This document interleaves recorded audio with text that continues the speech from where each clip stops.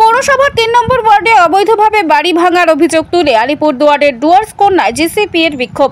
আলিপুরদুয়ার জেলা প্রশাসনিক ভবন ডুয়ার্স কন্যায় বিক্ষোভ দেখায় গ্রেটার কোচবিহার পিপলস অ্যাসোসিয়েশনের আলিপুরদুয়ার জেলা নেতাকর্মীরা। গত মঙ্গলবার আলিপুরদুয়ার পৌরসভার ৩ নম্বর ওয়ার্ডের চিত্তরঞ্জন পল্লী এলাকায় একটি অবৈধ নির্মাণ ভেঙে দেয় প্রশাসন। এক ব্যক্তির ওপর দীর্ঘদিন ধরে জোরপূর্বক রাস্তার জমি দখল করে বাড়ি নির্মাণ করার অভিযোগ।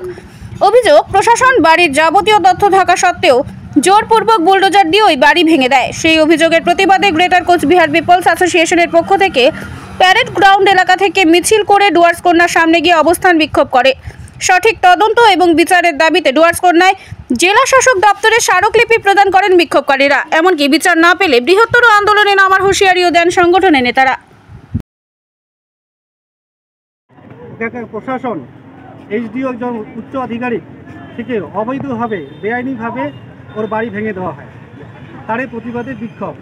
ওই বাড়ির মালিকের উপযুক্ত নথিপত্র থাকা সত্ত্বেও, বাড়ির দাগ খতিয়ান দলিল সমস্ত কিছু আছে, তা থাকা সত্ত্বেও বেআইনিভাবে কোনো অর্ডার কপি ছাড়াই প্রশাসন দাঁড়িয়ে থেকে কোনো জমি মাফিয়াকে সুবিধা করে দেওয়ার জন্য এভাবে রাজবংশী একটা লোকের বাড়ি মানে বিনা নোটিশে বা বিনা অর্ডারে কী করে ভাঙলো, তার জন্য আমরা এই ধিক্কার মিছিল।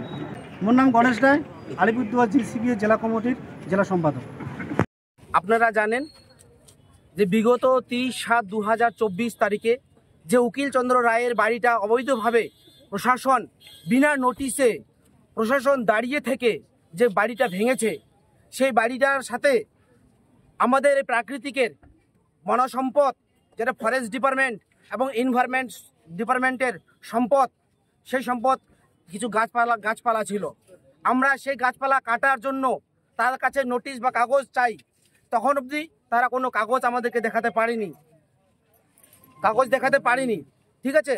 কিন্তু আমরা জানি একটা গাছ একটা প্রাণ, একটা গাছ কাটার আগে 3টা গাছ লাগাতে হবে, আমরা সেটা জানি।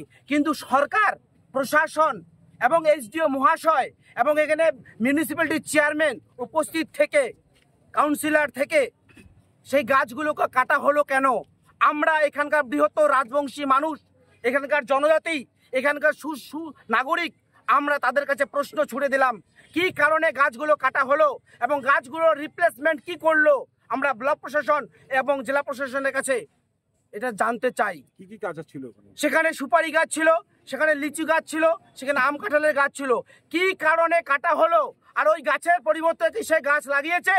প্রশাসন আমাদেরকে অ্যাওয়ারনেস করে, গ্রামে শহরে গিয়ে অ্যাওয়ারনেস করা সত্ত্বেও তারা কেন এত বড় ভুল করলো? আমরা তার সঠিক জবাব চাই। আর এটা যদি আমরা জবাব না পাই, আগামী দিন তারা দেখতে পাবে উত্তর বাংলায় রাজবংশী কি জিনিস, ব্লক প্রশাসন কি জিনিস। আমরা এখানকার টুনকে আমরা দেখে নেব। এখানকার রাজবংশী মানুষ আগের রাজবংশী মানুষ নয়। পুলিশি ভয় দেখিয়ে, প্রশাসনের ভয় দেখিয়ে দমানো যাবে না রাজবংশীকে। এটা যাতে মাথায় রেখে রাজবংশী মানুষের উপরে অত্যাচার করে।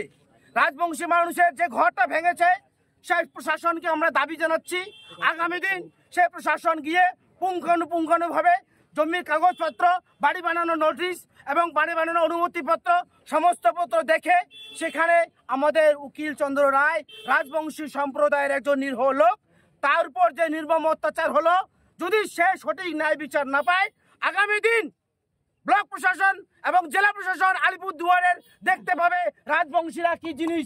জয় শিবচন্ডী, রাজবংশী জয় হোক। আমার নাম নিখিল বর্মন, আমি আলিপুরদুয়ার জেলা কনভেনার।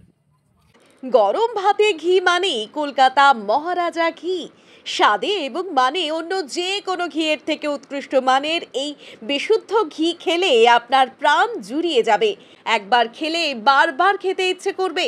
আপনাদের শহরেও এবার চলে এসেছে কলকাতার বিখ্যাত মহারাজা ঘি। আজই আপনার ঘরে নিয়ে আসুন মহারাজা ঘি। বাজারের শ্রেষ্ঠ ঘি মানেই মহারাজা ঘি। যোগাযোগের নাম্বার 7001950796।